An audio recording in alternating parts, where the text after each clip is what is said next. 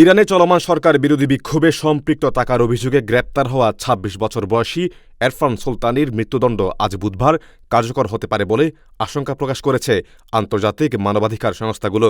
নরভিত্তিক হ্যাগনো organisation for human rights জানিয়েছে, গত বৃহস্পতিবার নিজ বাড়ি থেকে গ্রেপ্তার হওয়ার এক সপ্তাহেরও কম সময়ের মধ্যে ইরফানের বিচার, দোষী সাব্যস্ত এবং মৃত্যুদণ্ডের আদেশ দেওয়া হয়। তেহরানের উত্তর পশ্চিমাঞ্চলের কারাজ শহর থেকে গ্রেপ্তার হওয়া ইরফান তখন বিক্ষোভে উত্তাল পরিস্থিতির মধ্যে ছিলেন। ইন্টারনেট বন্ধ থাকায় তিনি পরিবারের সঙ্গে যোগাযোগও করতে পারেননি। অ্যামনেস্টি ইন্টারন্যাশনাল আশঙ্কা প্রকাশ করে বলছে, ভিন্নমত দমনে দ্রুত বিচার ও নির্বিচার মৃত্যুদণ্ড কার্যকরে ঝুঁকি বাড়ছে ইরানে। উল্লেখ্য, মূল্যস্ফীতি ও অর্থনৈতিক সংকটকে কেন্দ্র করে শুরু হওয়া এই বিক্ষোভ এখন রাজনৈতিক রূপ নিয়েছে।